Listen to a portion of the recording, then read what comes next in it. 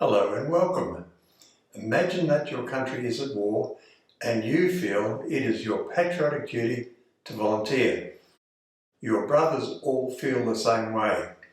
A mother and a father dread the news that one or more of their children will not return. In the film Saving Private Ryan, the US Army realised that of 4 serving brothers from the one family, 3 had been killed and 1 was unaccounted for. They felt that the burden of losing all 4 sons would be intolerable. The 3 men are brothers, sir. I've just learned that this afternoon their mother's going to be getting all 3 telegrams. That's not all. There's a 4th brother, the youngest. He parachuted in with the 101st Airborne night before the invasion. He's somewhere in Normandy. We don't know where. Is he alive? We don't know.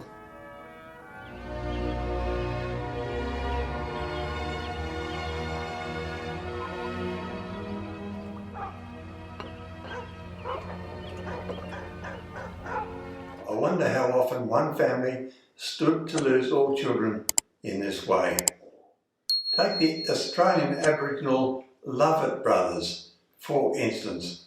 All 5 served in World War I, thankfully returning safely, and later, of those 5, 4 served in World War II as well.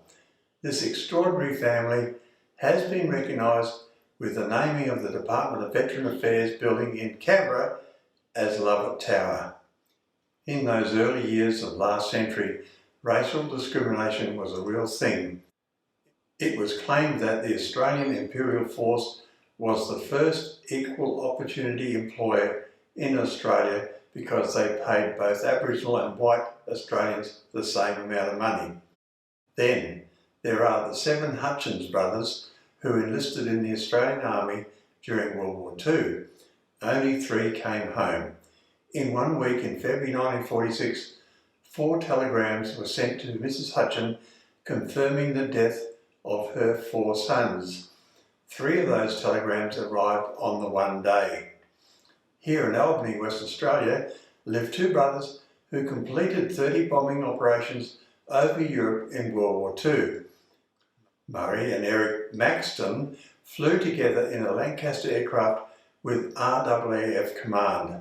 They were the only brothers to fly combat missions in the same aircraft, a practice forbidden at the time, but excused by the Royal Australian Air Force Bomber Command because of a shortage of skilled air crew. Murray and Eric were told by their father not to enlist in the army because of the shocking infantry losses he had witnessed in the trenches of northern France. Murray was sent to England under the Empire Aircrew Training Scheme in 1943 and qualified as a pilot. Eric arrived a year later for training as a wireless operator. They had no contact with each other until a chance meeting in a cafe in London in 1944. Both were assigned to the same 460 Squadron. It is believed the men were the only 2 brothers to fly in combat together.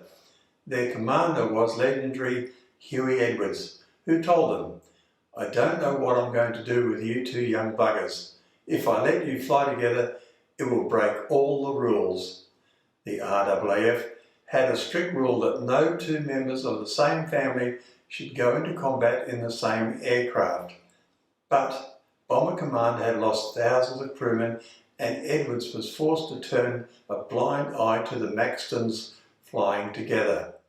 Murray said later, "When we finished our operations, Commander Edwards said to me, 'By gee, Murray, I was lucky you got through, or your mother would have thought I was a murderer because that would have been the end of the Maxton clan.'"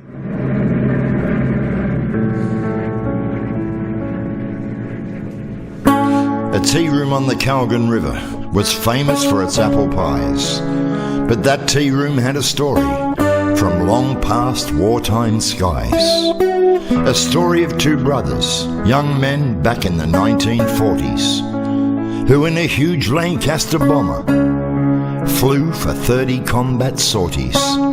They met by chance outside an English pub whilst heading for a beer, and each brother asked the other, "What are you doing here?"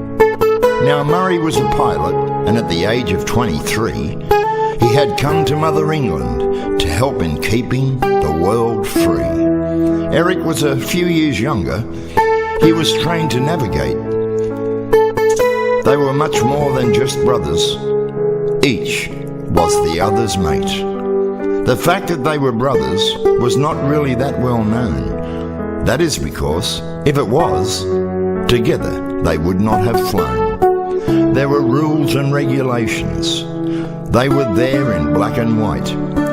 That in wartime they said that brothers could not be on the same flight. But the RAAF was desperate, and their CO told each brother, "I will let you fly together, but for God's sake, don't tell your mother." In famous Squadron 460, from June of 44, the two boys flew together, and they both survived the war. They both came back to the Calgon, to working on the land. Two heroes no one knew about. It's really hard to understand how they have not been immortalised by deed and written word. But these two humble heroes would have said, "Do not be absurd. We simply did our duty, the same as many others." They never looked for glory. Not the Maxton brothers. But in the recent year, 2014, the French people showed their gratitude for what these men had been. The French Legion of Honour was pinned upon their chest. Of two old men who remembered when they both were at their best. They were recognised at functions for their service in the war and proudly shared the memories of back in 44. Sadly, both now have passed on, but will forever remain in the fact they were the only brothers who flew in the same plane. The two brothers flew together over Europe's war-torn skies. That they ignored the regulations is not really a surprise. They simply thought that they were there to help as best they could, and when a fuss was made of them, they never really understood. Now, to a lot of locals, this story is a huge surprise. They thought that Murray was most famous for helping make the apple pies. For those apple pies were famous, and between you and me, it was closely guarded secret, was Mrs. Maxton's recipe. And though people came from far and near to get those apple pies, they never knew, didn't have a clue about the heroes of the skies. For they came every weekend for a fleeting taste of pleasure, not knowing they were attended by an Australian living treasure.